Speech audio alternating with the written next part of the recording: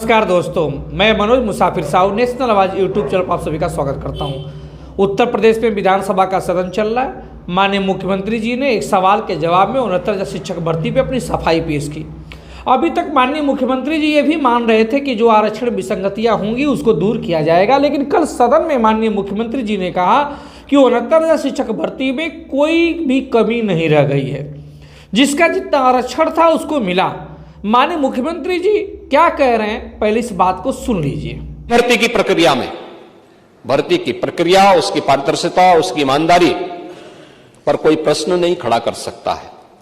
69,000 शिक्षकों की भर्ती के बारे में एक बात बार बार आती है, जिसकी चर्चा यहां पे कल श्री संग्राम सिंह यादव जी भी कर रहे थे और अभी श्री पूजा जी भी कर रही थी। मैं बड़ी विनम्रता के साथ कहूंगा, 69,000 शिक्षकों की भर्ती में पिछड़ी जाति के 27% आरक्षण के आधार पर 18,000 पद आरक्षित होते हैं और पिछड़ी जाति के उसमें 32,200 से अधिक नौजवान भर्ती हुए हैं 69,000 शिक्षकों की भर्ती में। अनुसूचित जाति 21% आरक्षित, उनके लिए जो आरक्षण की सीमा 21% है और 21% में 12,000 पद उनके लिए आरक्षित होते हैं, लेकिन भर्ती हुई है 14,000 से अधिक। ये चीजें क्या दिखाती है कि अपनी योग्यता और मेरिट से जो लोग आगे बढ़े हैं उन्हें जनरल कैटेगरी में लेकर के वहां का लाभ दिया गया है। जनरल के लिए जो पद आरक्षित थे, जनरल के लिए जो पद थे 34,500, जनरल की भर्ती हुई है मात्र 20,000। ये उन सब की आंखों को खोलने वाला होना चाहिए जो इनके नाम पे राजनीति करके अपनी रोटी सेकने का कार्य करके समाज में बंटवारे की खाई को चौड़ा करना चाहते हैं।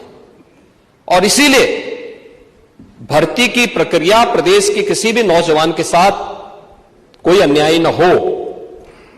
एक तरफ सरकारी पद ईमानदारी के साथ भरे जाएं, उत्तर प्रदेश लोक सेवा आयोग। इस वीडियो में आपने देखा कि माननीय मुख्यमंत्री जी कह रहे हैं कि 69,000 शिक्षक भर्ती में सबको जितना आरक्षण मिलना चाहिए आरक्षण मिला, और कह रहे हैं कि ओबीसी को 27% रिजर्वेशन के हिसाब से मात्र 18,000 सीटें चाहिए थी, लेकिन 32% ओबीसी कैंडिडेट को रखा गया। फिर माननीय मुख्यमंत्री जी कह रहे हैं कि 21% एससी को रिजर्वेशन मिलना चाहिए, उसके हिसाब से उनकी 12,000 सीटें होती हैं, लेकिन उनको 14,000 से अधिक लोगों को रखा गया। साथ में माननीय मुख्यमंत्री जी ये भी कह रहे हैं कि सामान्य वर्ग के लिए, दरअसल सामान्य वर्ग जो कह रहे हैं ना मुख्यमंत्री जी की, जनरल वर्ग के लिए, जनरल वर्ग की सीटें होती नहीं हैं। मैं आपको बता दूं कि जनरल सामान्य नहीं कहा जाता, उसको अनारक्षित कहा जाता है। खैर माननीय मुख्यमंत्री जी ने उसको जनरल कहा है कि जनरल के लिए जो सीटें 34,500 थी, माननीय मुख्यमंत्री जी वो जनरल के लिए सीटें नहीं होती, अनारक्षित श्रेणी की सीटें होती हैं जिसमें कोई भी जा सकता है। 34,500 इन्होंने माननीय मुख्यमंत्री जी ने कहा कि 34,500 सीटें थी और जनरल का सिलेक्शन मात्र 20,000 रुपये हुआ। अब देखिए बात ये होती है कि माननीय मुख्यमंत्री जी ये वहाँ पे बताना चाह रहे हैं कि 27% रिजर्वेशन के हिसाब से ओबीसी सिर्फ 18,000 होना चाहिए, हो गया 32,000।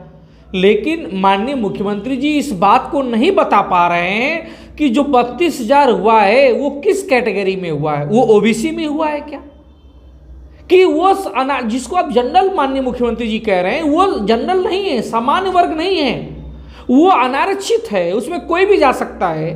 तो जो जिसकी जितनी मार्क्स होंगे उसके हिसाब से वो जाएगा। दरअसल आप सभी को याद होगा 69,000 शिक्षक भर्ती माननीय मुख्यमंत्री जी की सरकार बनी थी उत्तर प्रदेश में योगी आदित्यनाथ जी की 2017 में, उसके बाद ये भर्ती निकाली गई थी। 5 दिसंबर 2018 को 69,000 शिक्षक भर्ती का नोटिफिकेशन जारी हुआ था और 6 जनवरी 2019 को इसकी लिखित परीक्षा हुई थी। 6 जनवरी 2019 को लिखित परीक्षा हुई। बाद में 12 मई 2020 को इसका रिजल्ट आया और 2020 का रिजल्ट आने के बाद देखा गया तो इसमें ना ही तो किसी बच्चे की कैटेगरी वाइज मेरिट लिस्ट थी और ना ही उसके मार्क्स लिखे हुए थे। ओबीसी को माना गया कि उस आंकड़े के हिसाब से मैंने उस वीडियो बनाया, उसको आप सर्च करेंगे मेरे नाम से तो मिल जाएगा। उसमें 27% रिजर्वेशन के बजाय मात्र 4% रिजर्वेशन ओबीसी को मिला। बाकी जो बच्चे माननीय मुख्यमंत्री जी कह रहे हैं कि 18,000 के बजाय 32,000 ओबीसी सेलेक्ट हुआ, तो ये बच्चे मेरिट लिस्ट में गए। ये अनारक्षित श्रेणी में गए। अब उसके बाद गए और माननीय मुख्यमंत्री जी ने वहाँ पे बात को नहीं माना तो बच्चे चले गए हाई कोर्ट में जो गए तो सबसे पहले वहाँ पे हाई कोर्ट में बच्चे गए। 2020 की घटना है ये।